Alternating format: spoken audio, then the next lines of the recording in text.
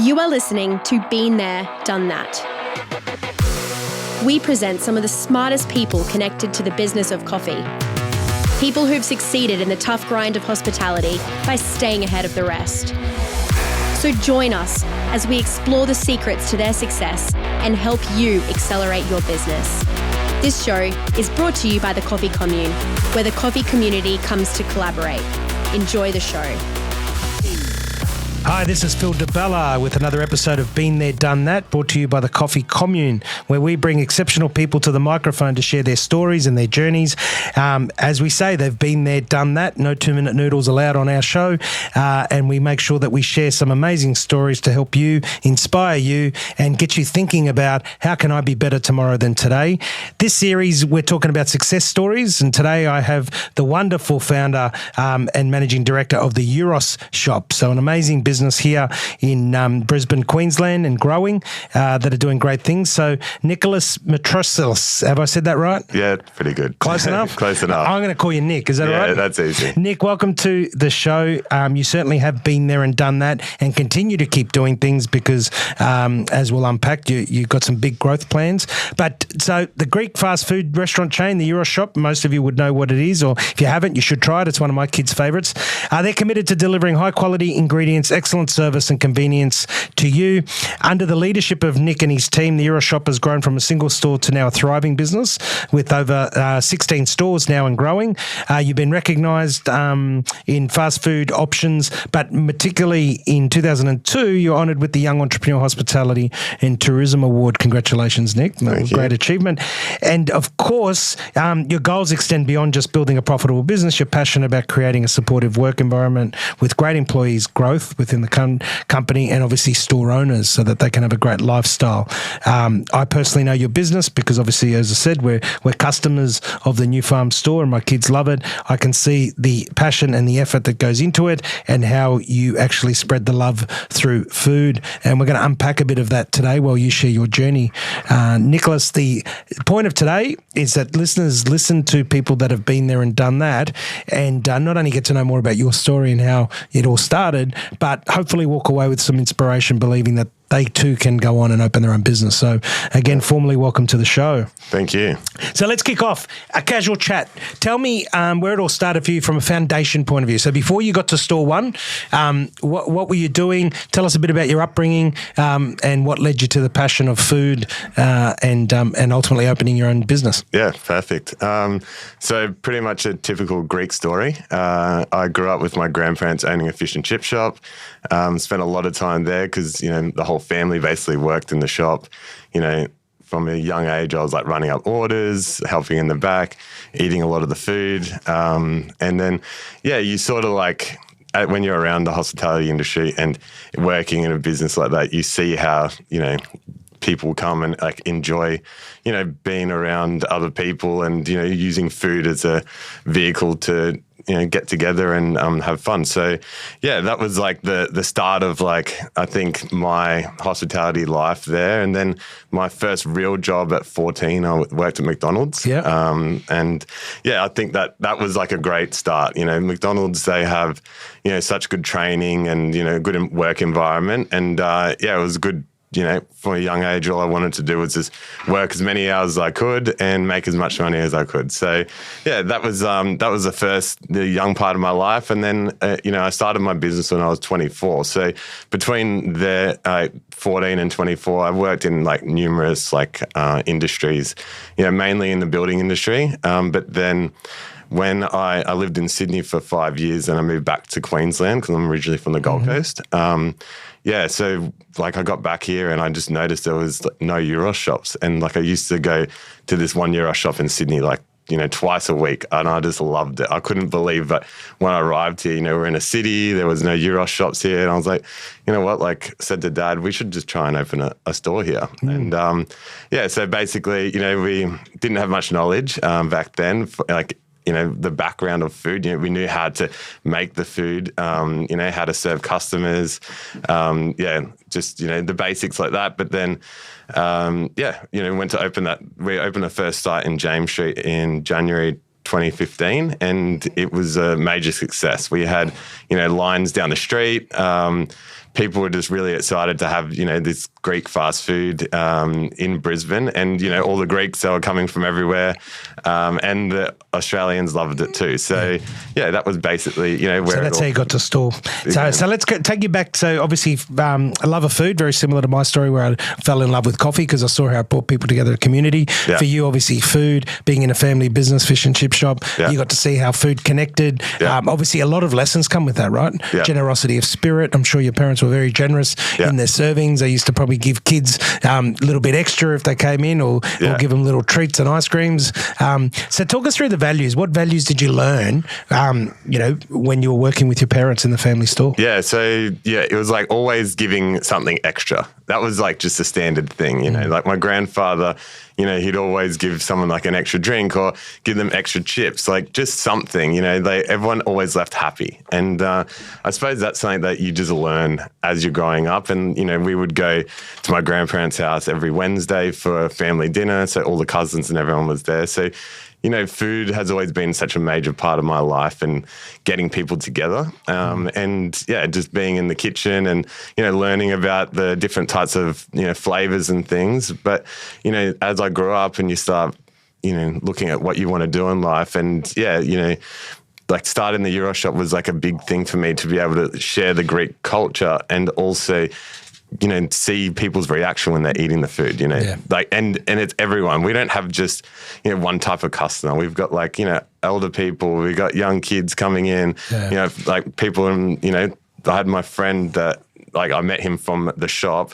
He brought his wife in for Valentine's Day one day, and he was like so excited to come in. So you got these stories about how these people like, they've got these memories about coming to your store. So and the impact you have, right? Yeah, that's right. They're the things that really get you excited. Yeah, and then you brought up another interesting one, which I loved as well. McDonald's. McDonald's is unfortunately today isn't what it used to be, right? Yeah. The way it trains people and all the rest of it was meticulous. My two nieces who are in their 30s now and very successful lawyers. They started at McDonald's and then they came and worked for me at Di Bella Coffee, and the training was meticulous. The amount of training and the discipline and the values and the engagement. Talk us through that. What you learned at McDonald's? Yeah, so it was the customer was always right was one thing that I remember learning because I started off in front of house. Usually all the guys work in the back of house, but I don't know, I just enjoyed talking to people. But you'd go and sit into a training room out the back. You'd have to watch videos, answer questions. And then, you had just like a crew trainer that would always be watching over you as you were growing through the business. And I ended up being a crew trainer at the end of it. I was working in the cafe, and then I didn't really work in the back area. I didn't want to get my hands dirty. But you learn a lot, obviously, and engage with people. So you go from obviously being around food and that generosity of spirit, being in service to people, which was the good old values of your grandparents and obviously your parents. And then obviously you go into a model where you're taught systems and processes and the rest of it. And then you went into the building game. And what I say to people is that people see the success that you achieve now, right? They'll say, oh, Yiros, 16 stores and growing, doing really well. But you don't just open with 16 stores. No. It starts with the foundation, and that's what we've been unpacking. And your foundation started from a young age, being around hospitality, then moving into a big multinational business that was known for its training and systems, and then you went through the building. So what took you into the building world? Oh, look, Dad was in the building world. Yeah, so I grew up like on job sites, cleaning up after, the end of the day, making sure I had to sweep all the rooms. And then, it was just something that, it was always around and something, it was an easy industry to get into, and I just enjoyed doing it too. So, it wasn't like too much passion involved being in the building industry, but it was just something that... Well, it was a work ethic, right? That's right. And that's something that unfortunately today we need to get back is we need that stronger work ethic. And we'll unpack that later because I'm sure you got some stories employing so many people and how the work ethic has changed. But so you start to see how foundations, for those listeners, you see that success doesn't start. It's not overnight. It's like I say, it's not a 2-minute noodle. It takes a lot of foundation work before you even get to store one. So now let's talk to store one. Great idea, 2015. 2016. You open up in James Street. You want to bring Yiros to Brisbane. For those that have travelled to Greece, you'll understand Yiros and what it is. And I'm going to ask you the question, what's the difference between a Yiros and a kebab? And then we're going to unpack store one. So what's the difference between a Yiros and a kebab, Nick? Yeah, typical question. Look, the bread is number one. We have pita bread instead of the Lebanese flatbread. Our sauce, we have tzatziki, which is traditional Greek sauce. And then our meats, I suppose, are, what stands out the most. We have really high quality meats. And then, there's lettuce, tomato, and we also have hot chips in our Yiros too. Yeah, great. And that's traditional in Greece. Yeah. And it is, if anyone has travelled, you'll see great street food, and amazing after a few drinks too. Yeah. But okay, so let's talk us through store one. 2015, the idea started. You want to bring Yiros to Brisbane. What was going through your mind? I just thought that everyone would love it and they'd come and, really enjoy the food. I didn't really have much business knowledge. That's one thing that I really wish I did learn before I got started. But yeah, basically it was just we saw that we could share, this food with people and we opened up without knowing, what our cogs should be, what our labor should be, what the, portion controls should be of the Yiros. So, early days, people that used to come to our sites would get, Yiros would have 500 grams of meat in it. Yeah. And, this is something that we learned, after years of practice and, the accountant telling me that things aren't going right because, we haven't got, this percentage right or that percentage right. But that was something that, I had to learn on the fly. You had to learn on the job. Yeah. And you make a good point there. And a key takeaway is there's two key takeaways out of that. One is you've got to know your numbers, right? Yes. The importance of knowing your numbers is important because it flows on to key point number two. Just because a place is busy doesn't mean they're making money. Yeah. If they don't know their numbers and they're giving away, the cost of putting a Yiros together is $12 and you're charging 10, well, you're actually losing money. Yeah. And a lot of people make that mistake, not because they want to make the mistake, they just don't know any different. Yeah. So, for anyone listening, be prepared when you go into business. Surround yourself with people like the Coffee Commune. Surround yourself now, Queensland Small Business Commission Office. They've got all different tools and tips that can help you and accelerate your potential. And I mean, 10 years ago when Nick started, the support then wasn't what there is today. So, you're hearing it firsthand from somebody who opened up, had a vision, had a store, but would have wished they'd known their numbers and all the rest of it. But you obviously learnt quick. Yeah. Right? And take us through what happened next. Yeah. So like you said, I was lucky that we were busy and we had good turnover, but it didn't mean that we were making money. And, I wish I had some guidance back then or some tools that we have right now to be able to go to learn faster, I suppose. But then, what happened after that was we, had to learn on the fly. There was times where, the food costs for 42% or 45%. It was really, really high. Now, the target it's 30%. We aren't hitting that these days. But, and I suppose back then as well, the profit margin down the bottom was a little bit more forgiving than what it is today. Nowadays, starting a business, you've really got a tight margin. You can't have a percent here and a percent there out. Otherwise, you're really just going to be doing it for nothing. Yeah, everything counts, right? Everything counts. Everything counts. And the importance of knowing your numbers. Yeah, knowing your numbers is the biggest thing. That is something that whenever someone asks me about opening a business, I'm like, make sure you know your numbers and you are checking your P&Ls. You have updated books. You have to have a really good bookkeeper that's on checking everything and make sure everything is being input, because if you don't know what you're doing and you're finding out 2 or 3 months later, then you can't change that and go back. It's got to be live. Yeah. Get that data. We talk about data analysis and then build your strategy. So step one is have the mechanisms. In today's technology, there is no excuse. You've got amazing programs out there That's right. that capture that data and then analyze that data and build your strategy. So when did you open store 2? 6 months later. And where was that at? In Cannon Hill. Okay. Yeah, so I jumped in the car and, I was from the Gold Coast, so I was new to Brisbane, but all the Greeks lived out at Carindale. That's what I knew. So I was like, well, let's go try to find a site out closer to them. And went for a drive and ended up seeing the site at Cannon Hill. It was in a really good location near the coffee club there. And we opened up that and same thing. It just kept going. It was really busy. Then, a year after that, we opened up in South Bank. Yes.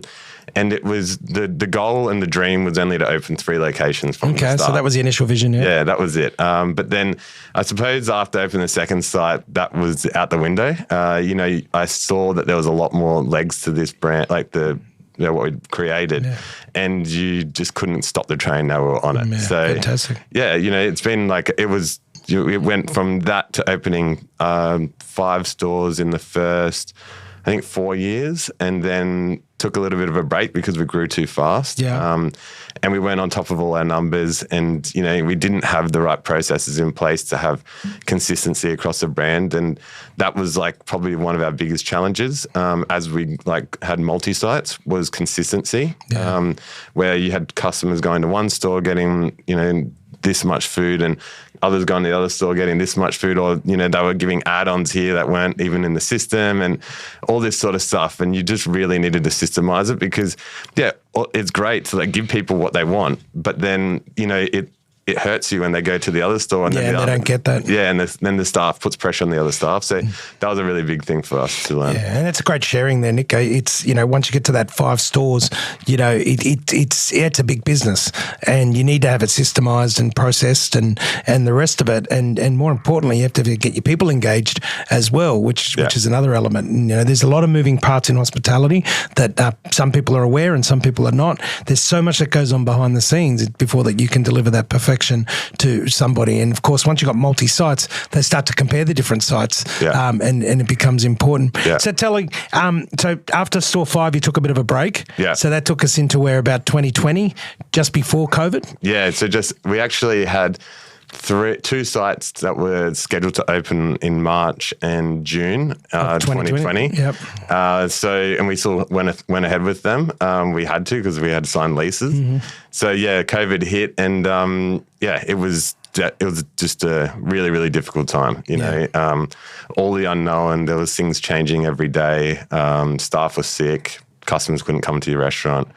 And we had to close, I'd never had to close the doors to one of the restaurants at all over the years. And, closing for that first day, I remember just thinking, things are out of your control. And it was really, really scary. We, had to close other stores later on in COVID as people, because our staff were getting too sick to come to work. So you might have had only 3 staff in this site and then 5 in that site that could actually work. So you had to close one to put people into another to keep the doors open. And it was full on. But then we were lucky that in COVID we had our businesses goes well on delivery. Yeah. So that really pushed us through, we ended up getting our own delivery bikes and scooters and doing our own delivery through our own app, just trying to get to customers however we could. Yeah. And that's something that obviously you learnt and is a good lesson for listeners is you got 2 options, right? You either sit there and panic and go, oh shit, or you sit down and you go, right, what's the strategy here? Yeah. Let's get on top of it. Yeah. And that's the difference between, drowning and swimming. Yeah. So you got through the whole COVID period. What was the biggest learning for you? What were a couple of the key learnings out of COVID? To make sure that you have really good communication with your team. That was a big thing. We were always in communication with them, talking to them about any updates that were coming up, making sure they were okay, because without them, your business can't run. Yeah, so that was a big one. And then just, the menu and how we communicated with customers or how we connected with customers. So going on more digital because that's what was possible then. And I suppose that's something that's really made a big difference now in our business because, being digital is if you're not online and on the delivery platforms and your food doesn't deliver well, all that sort of stuff, it's really, really hard to make it work in fast food. There was a few things with menu and just people and just how to connect with customers. Yeah. And getting your team, you got your team involved in that process, obviously. Of course. Because I know that you work very closely with your team. I've met your exec team and you like to have them involved in the decision-making process. Yeah. So talk us through that because that's a key element that sets you apart with a lot of businesses. Yeah. So that's something that, because the vision is to grow, we have always invested in making sure we've got the right people in the right places. And, you can't make this business work with just, me doing everything from the top. Yeah. You got to have the right people in operations, in IT, marketing, recruitment. That's a big one these days. But we have, everyone has the same vision in our business, and we all know where we're going. And I'm really lucky that, we've had, one of my team members started working with me when he was 16, and he's now, bought his own franchise in the head office. But you've got these people that are working up through the business, and that's, really something that we're really focusing on. Yeah, love it. So talking about that, you're still 16. What's the plan? The plan is to open over 150 sites in Australia, and then, look at going overseas. Where the immediate plan is to open in Southeast Queensland for the next couple of years. We've got a lot of growing to do, and our focus is on drive-throughs. Yeah, fantastic. So talk us through, somebody listening going, hey, I want to explore this model, and our wonderful producer will put those details up so people can get a hold of you. So the person listening there saying, hey, I might be interested in opening a Yiros store. Talk us about what makes it different and how you operate it if somebody wanted to invest and buy a store. Yeah, so, we've got a lot of years of getting things right and getting things wrong, and systems. So, what you're really buying into is the system that we've created and what we monitor every day. And that's something that, for me, if I was to look back and start a business again, and I had an option to buy into a franchise, I probably would just go into the franchise model, knowing that, obviously it's a good business, but knowing that they have these systems in place, and, if they've got a point of difference, they've got buying power, all these types of things that make this business work is something that, it's really hard to do from day one. So, anyone that, wants to get involved, we're definitely looking for franchisees. And we've got a great business that's growing. So, And you support them and train them, obviously, and you stay close to them, which we know. So that's big growth plans. Where's the typical area? What does success look like when you're picking these areas? We've got some tools that we use to map out sites, but we're looking all over Brisbane. We're typically wanting to be within an 8-minute drive time of each restaurant. Southeast Queensland for now, we want to keep everything close so we can use the resources that we have here. Our marketing dollars are going towards these restaurants here instead of, opening one store in Sydney just to say we've got a site in Sydney and, another one in Melbourne. So, we're just trying to do it strategically. We also have our own factory as well, where we produce a lot of our goods to the stores, and we distribute a lot of the food there too. So we want to make sure it's in driving distance of the factory so that can grow too. And what drives you, Nick? What are you passionate about? What do you love about, the Yiros, brand, the Yiros stores? What do you love personally? Yeah, so look, personally, seeing customers come into the store and enjoying the food, hearing those stories about, people's experiences and their memories about coming to the restaurant, that's a major thing. But then creating pathways for our team to not just be working in a restaurant, have a career out of it. And, they can go into marketing, they can go into finance. There's all these different avenues that we can go into. And, just seeing people grow through that, which is just really exciting to see. Yeah. And what do you see as the biggest challenge? So as you grow, obviously, you get more people and all the rest of it. Yeah, the biggest challenge is definitely people, finding the right people to grow, and finding the right locations at the moment. But then just making sure that your food costs are right, and, you're keeping up with the quality, because just recently in the last couple of years since COVID, we've had, supply chain issues, which have driven up prices. And then there's just, constantly things going up. And it's something that back in the day, I don't know, there was a little bit more room to move, but now it's just this is the hard price and that's what it is.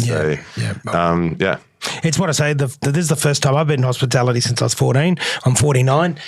So people can do the maths, 35 years. And it's the first time I've seen everything go up at once, and no one's immune. So as you said before, it might have just been cost of goods go up, and your labour stays the same, or your labour goes up, your cost of goods stay the same. Now it's everything. Rent, electricity, gas, insurances, everything has gone up. And as we've discussed on the show before, people can't lift the price of their product in line with what the price of everything else has gone up. Otherwise, you'd be charging $25 for a Yiros. Yeah, definitely. And people would go, well, hey, I can't afford that.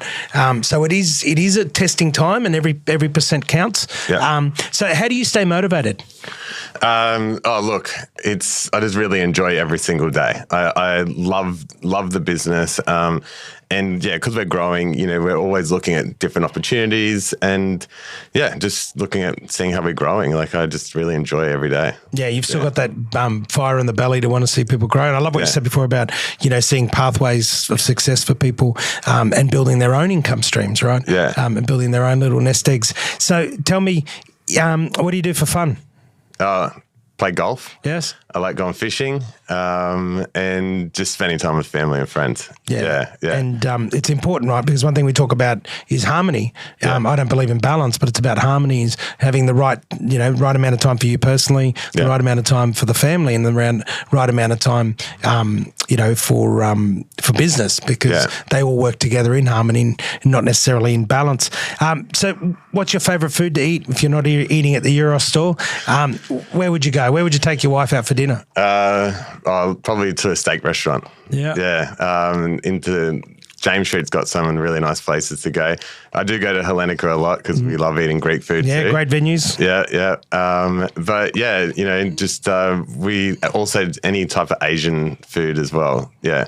So if you were sitting back and saying, right, how old are you now, Nick? 30, you're in your 30s, aren't you? 34. Yeah. So if you're sitting back and talking to, say, 14-year-old Nick, what would the do's and the don'ts be? Oh, I don't know. I'd just probably say, know what you're doing before you get into it. That's probably a big one. So research the shit out of it? Yeah, research the shit out of it.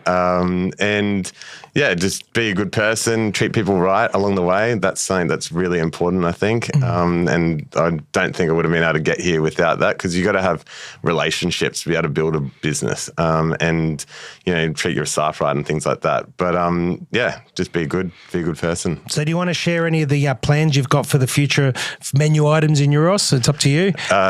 Or you don't want to release that too soon? No, we've got some exciting things coming, but it's under wraps at the moment. Yeah, and when they say exciting things, guys, you got to remember that, as we say, you don't just open your doors and something happens, right? There'll be stuff there that you've been working on for 12 months, 18 months before you actually release it, because it's different releasing for multiple stores than when you can release for just one store. That's right. A lot of effort and planning goes into details. Yeah. Tell us what's been, one of the craziest, say, moments in operating the Yiros stores, from your perspective, like whether it's customer feedback or, ridiculous requests or... I don't know. Probably just one of the craziest things that was so unexpected recently was the chip shortage. Not having... we got told that we weren't going to be able to have enough chips to serve our customers, and it's like chips are in the Yiros, we serve it in everything. So it was a time there, it was like the end of 2022. And correct. Like, there was a potato shortage. Yeah, potato shortage. And they said, you're not going to get any chips for 3 or 4 weeks. And we were like, just couldn't believe it. So we ended up securing a 60% allocation, and we had to take off all chip sides off our menu. We ended up in that moment, which is something that was really big of our team.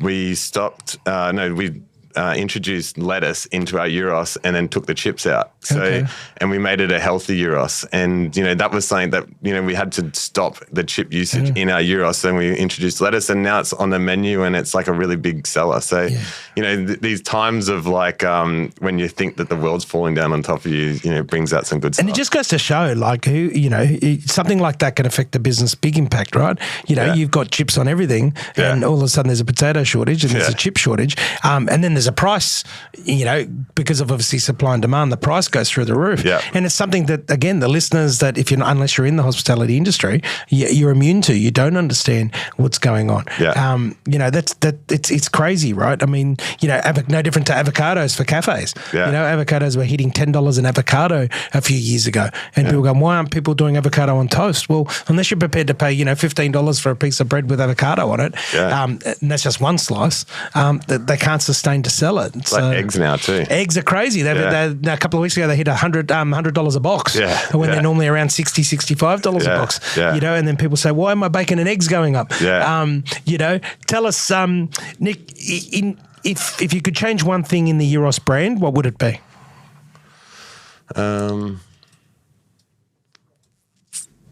Honestly, don't know.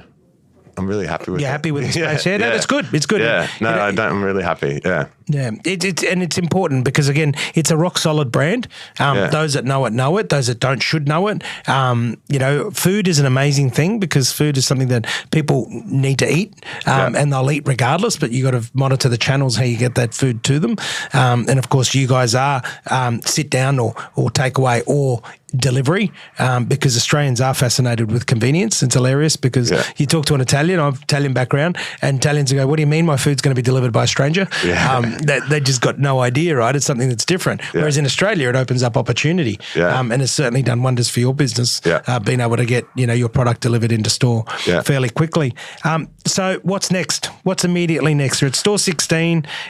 What are you working on in the next 3 months? We've got some major menu updates coming.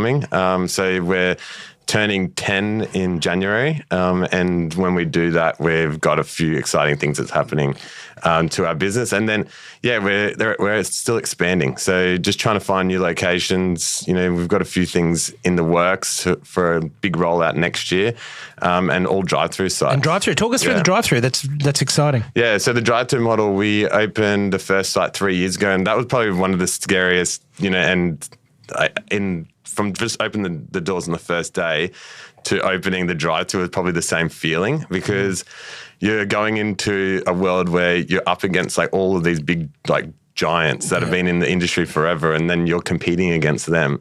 You know, we had to get our food right. We had to get our technology right. And, you know, in the beginning, you know, industry standards like 3.5 to 4.5 minutes drive-through times, and we were sitting at like 6 minutes, 6.5 minutes, and it was something that we really had to work on, and it took us about 6 to 7 months to get that right. And you know, we weren't profitable in the beginning, but it's something that over time we've got a really good model, and it's definitely it's a bigger footprint too. So the rent's more expensive. Rent's more expensive, but you've got a lot more opportunity for throughput, and you got like usually traditionally in like a inline site, you got your lunch and dinner trade, and then like a lull in the afternoon. In the drive-through, it's a bit more stable because there's people driving around all day. You know, they want a snack, and we bought out mini Yiros when we opened up the drive-through as well. So they're only $6.50 or $6.90, but it was saying that we could give an afternoon snack to people in the drive-through. So yeah, you know, when we've done certain things over the years, like, you know, having a chip shortage or going in the drive-through and things like that, you adapt your menu to what works. And same with like being on delivery as well. So, you know, you have these challenges that then change your business model forever as well, which, that's... No, I love it. I just love what you've done from start, you know, from your vision from store one and then going through the tough periods and expanding. And I love that you've got that ambition. And also you love that you really are focused on people. And I think that's what makes businesses different to others when they're focused on people rather than just output. Of course, you need the output. You need to be profitable. You need the numbers. But it's people and that drive those numbers. It's internal people, staff and customers that do that. And I find that the common denominator, like yourself, of businesses that are great success stories, love people. Yeah. You know, it's hard to be in this industry if you don't love people because it's not easy, right? What would your advice be to somebody who's thinking about opening a hospitality business? First things first is learn everything about what you're going to do. Have a business plan and a business model. Get the right advice, you know, that you're building something great here. And I wish that the coffee commune was around when I first started because, you know, you've got all these amazing people that have been there, done that. They can advise you on what to do and just, know your customers, know what market you're getting yourself into.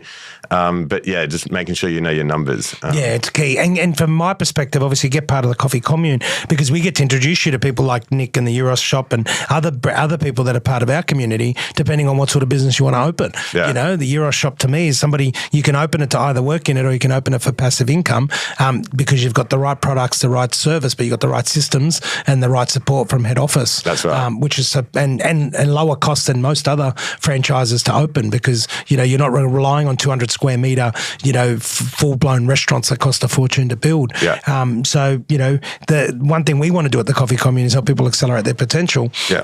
You know, working with you, working with others, matching the dots and making sure we get it right. Yeah. And that's one of the reasons why we wanted, you know, this success story series is about bringing people to light so that people, they see the brand, but they don't know the story. And now the listeners have been able to hear your story, how it started from a vision to concept and where you want to go. And as I said, anyone that wants to be part of it, you know, the details will be on the thread. Get a hold of the team straight out to Nick at the Yiros Shop or contact us at the Coffee Commune and we can put you in touch. So last question. At 50, what does your life look like in terms of personal, professional, and family? So you've got about 16 years to go. 16 years to go. In 16 years' time, what does it look like? What does success look like to you? I don't think I'll be like working full time then, but yeah, making sure I've got a family, spending time with friends, and just really looking after myself. You know, I spend a lot of time making sure that I'm exercising and, you know, wellness in your mind, things like that, because you want to grow and, you know, be able to enjoy it later on. And I suppose when I first started my business, something that I let go of and I didn't focus on about myself. And now it's like really important because if you don't put yourself first sometimes, and you can't, you know, be there for other people and be there for your team. So that's a big thing. So yeah, when I'm 50, I don't know, hopefully chilling out a bit, enjoying some fishing and some golf and yeah. I love it. Nick, it's important. I mean, I've been there and done that myself, you know, started 26, grew a business. It became very successful, but I was traveling 3 weeks a month. I didn't see my family and I had young kids and I put on 70 kilos of weight. Yeah. So I know exactly what you're saying. And my advice to anybody out there, whether you're a business owner or not, doesn't matter, is make sure that you are taking that time, as Nick says, for your personal, and taking time for family and taking time, you know, professionally, whether that's working for somebody or working your own business. It is important. It's not about balance. It's about harmony. Yeah. And it's so good to hear somebody in their 30s really thinking about that, because that's what I'd tell the younger self. Yeah. You know, the 49-year-old me would tell the 34-year-old me, Phil, it's all good to be driven business-wise, but you still have to allocate time for family and personal. So I really love that you're focused on that. Nick, it's been amazing to have you on the show. Thank you. We wish you great success. I can't wait to bring you on the show again when you're at store 50. Yeah. And then on your way to 100. And obviously we love having you part of the Coffee Commune. So thank you for sharing your wisdom with us today. Beautiful. Thanks for having me. You've been listening to Nick from the Yiros store, who's gone from nothing to 16 and growing stores, has an amazing business model. He's in his 30s. He's gone through the ups, the downs, and he's powering along, hopefully sharing some great nuggets of wisdom there with you. You want to know more about the story, look up the Yiros store, follow up and see what they're doing. They're doing some amazing stuff in the space. If you haven't tried their product, make sure you do. But this has been another episode of Been There, Done That, where we're shining a light on amazing success stories of young people doing great things in hospitality. So until next time, go and be the best you can be. That's a wrap for today. Keep listening for more episodes of Been There and Done That. The Coffee Commune is here to help accelerate your potential. We want you to be better tomorrow than today. Until next time, you've been listening to Phillip Di Bella. I'm the founder and managing director of the Coffee Commune, a place where the coffee community comes to collaborate.